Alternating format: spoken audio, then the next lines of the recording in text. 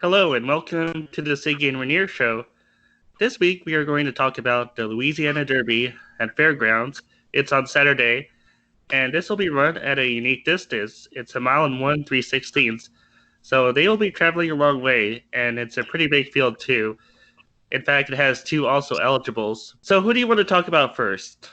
Enforceable or Silver State.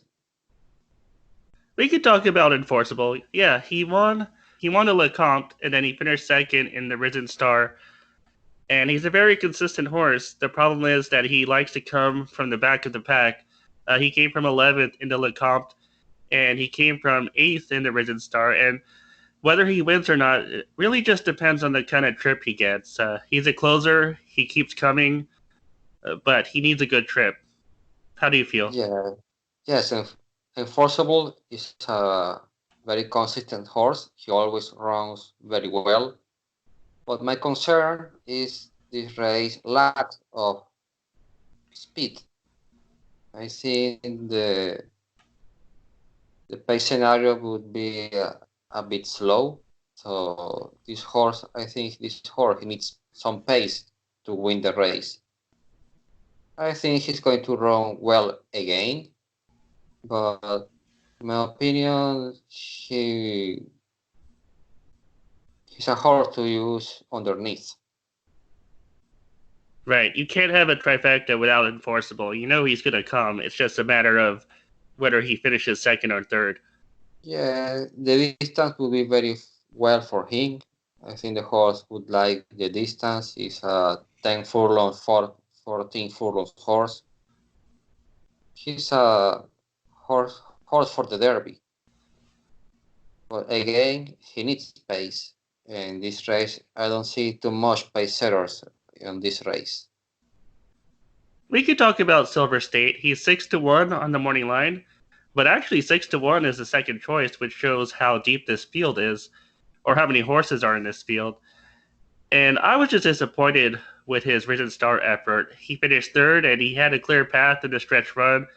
I didn't see any problems with his break. I thought he had good position, but Enforceable just outkicked him to the runner-up position behind Monoboy, Mr. Monoboy. So, was there any excuse there for Silver State? Yes, I agree. The horse had a real dream trip last time out in the recent start, and simply lacks of that late punch to win the race. He was third, and Forcible passed him in the last stride. And but I read an article that said Silver State is a big horse that needs races to get fit. And if you note, Silver State recorded a bullet. It was a very fast workout.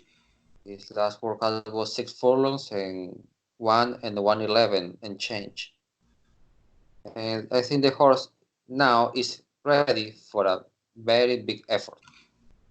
Maybe the post position is not the better, but maybe the distance is 1 and 3/16. So I think he would have some time to get into a good position, and he's not going to lose a lot of ground on the first turn. He's going to show more speed this time also. I just can't trust him.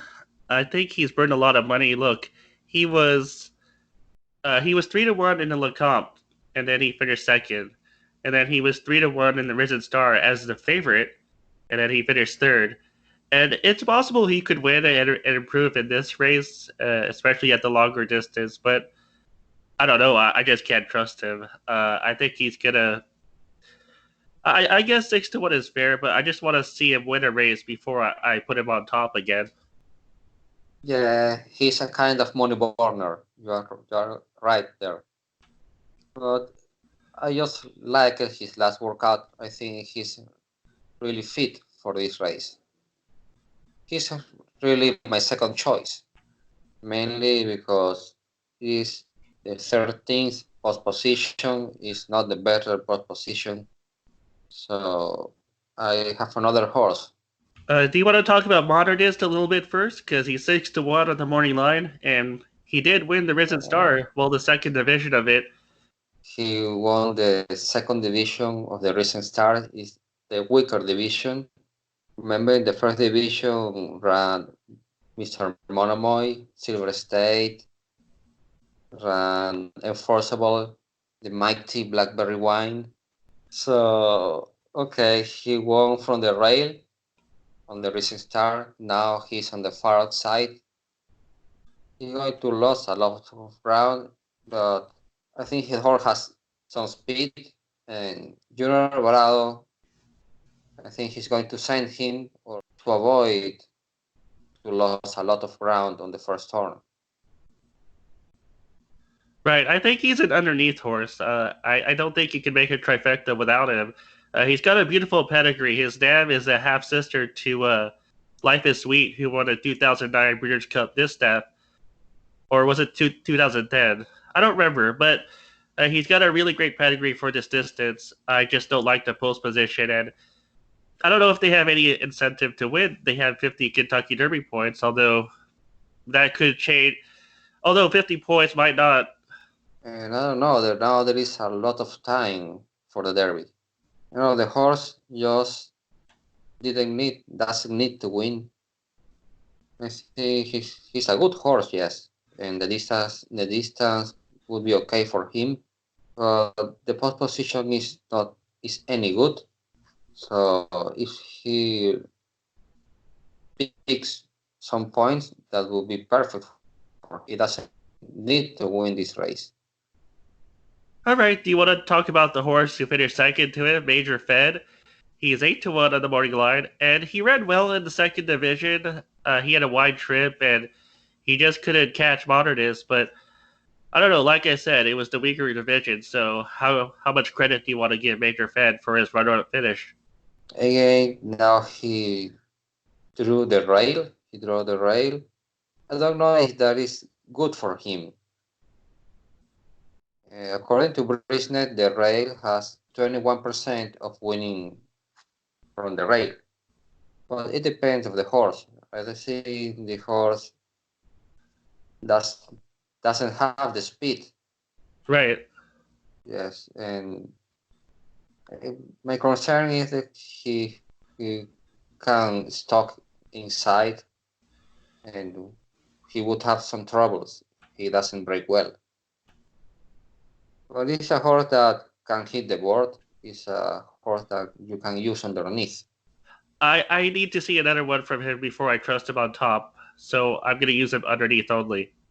Let's talk about a horse and a colt. I know you like a lot. Yeah. The colt is Wells Bayou. Wells Bayou is a speedy horse. He had a kind of uncontested lead in the southwest, but the distance was 1 and 1/16 mile. Now the distance is longer. I think the horse would like the distance since he is by looking at Lucky out of at Hearts Pond Mare.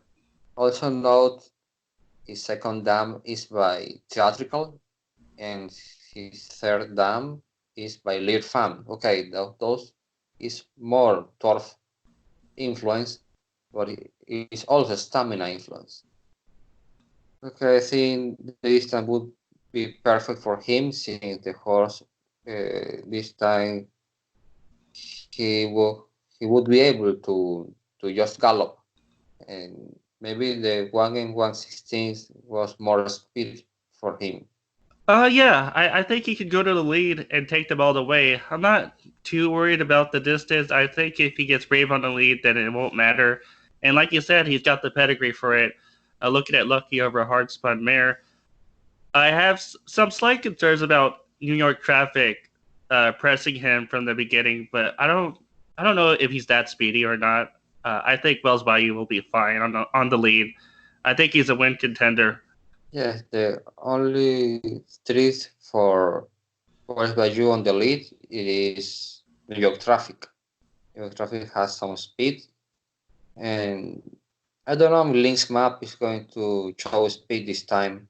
Link's map shows speed on his second, third, and fourth race. And I don't know why he ran from the back of the pack in the recent start. Yeah, So but Map doesn't really have super speed like maybe no, Nadal. no, no, So no. The real treat for him for West Bayou is really New York traffic. right. Yes, and I don't know if modernist, but modernist, he will need to try as a kind of Eta Indian move. You remember Eta Indian in the Fontaine of Youth? Oh yeah, he was urged right from the gate to go to the front, Yes. and he barely crossed them. It is the only way he can take the lead with that kind of move. Right. And Silver Prospector did mow down Wells Bayou in the Southwest Stakes, but I think Silver Prospector is a good horse. I think Silver Prospector just got discouraged by Nadal in the Rebel Stakes, and that's why he didn't finish well. Yeah, West Baggio is also a win contender if the pace is very slow. You want to talk about Chestertown? He's right next to Wells Yeah. Bayou in the post positions, and he's actually 15-1 on the morning line. I don't know if that's accurate. I don't think it's accurate, but he competed in a 9 furlong allowance optional claimer at Fairgrounds, and he had some traffic problems in the stretch. And I liked how he finished the race. Once the traffic opened up, he was closing at the end, and he almost caught Shake Some Action, but the wire came up too soon. I think he's going to move forward in this spot. Yes, he is my top pick, Chestertown. Chestertown is a tapped horse out of a multiple greatest stakes winner, Artemis Agroterra. Artemis Agroterra is a Roman ruler mare. Okay, I think the distance will be okay for him. He needs some ground. In his last race, okay, it was an optional claiming. He's moving up in class, and but he had a really rough trip. And when he found a room, the horse really had a strong late kick. So I think the distance would be fine for him. And he worked in couple with Silver State in his last workout was a bullet over 7 furlongs. And Asmussen was very pleased with this workout. So I think the distance will be okay. And if there is a bit of pace with West Bayou and New York traffic and also modernist, I think the horse can win the race. Right. He's actually my top pick, too. I kind of switched from Wells Bayou to Chestertown as I thought about it more. And I don't even think his race 2 starts back was that bad either when he finished third to Blackberry Wine, your favorite horse. He was Mm, he was steadily coming towards the end. Yeah, that was a really short field, and I think this horse would benefit with full fields. In that race, it was digital in front, no, Blackberry Wine in front, and digital second, and those horses finished. There, there was no change in the I should say I'm going to use Shake Some Action as well. Do you have any thoughts about him? about. I'm going to use Shake Some Action as well. Do you have any thoughts about him? Oh, Maybe underneath. no, I'm not using him this time. I think he won mainly because Chestertown had a really rough trip. With a clean trip, Chestertown would beat him by 2 lengths or something. Okay, is there any other horse you want to talk about before we end? Okay, maybe a forgotten horse would be Royal Act. Royal Act is a West Coast horse. He lost in the Robert B. Lewis by 3/4 of a length to 2,000 words. That was his first race on dirt. Okay, Thousand Words, my concern is that he was not treated in the San Felipe. He ran really bad on that race. And the other horses that was entered in that race, High Velocity, that horse was entered in the Sunland Derby.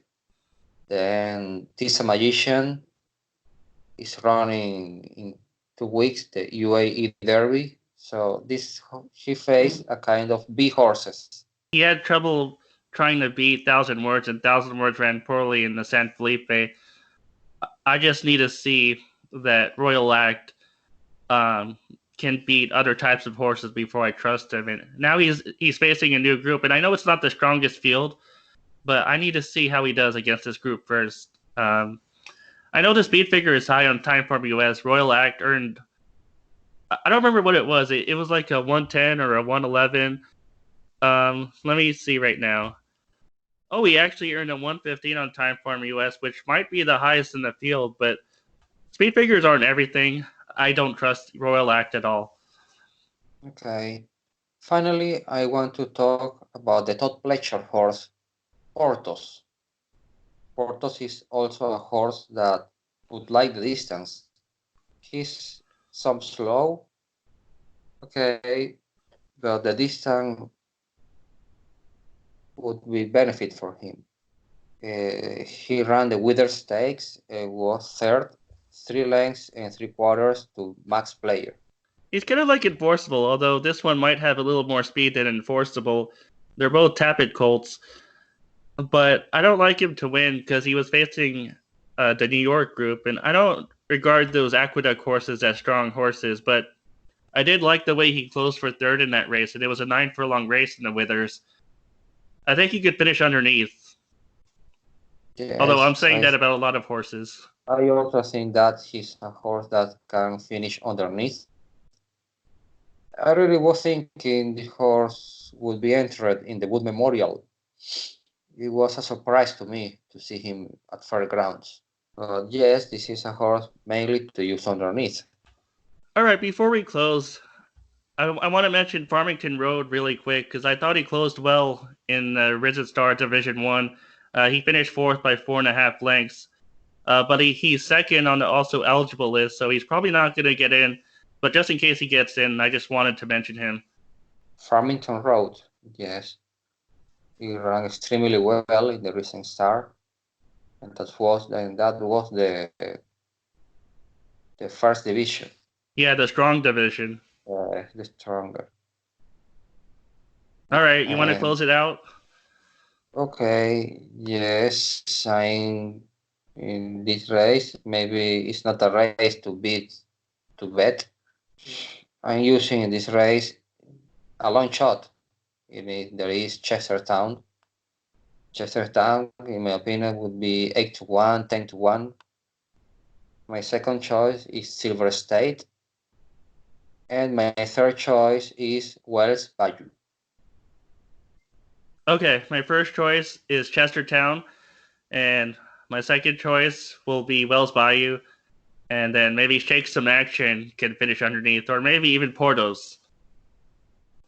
Again, I think this is not a race to bet to win. Maybe a race to use multiple horses and maybe play a pick 3 or something like that.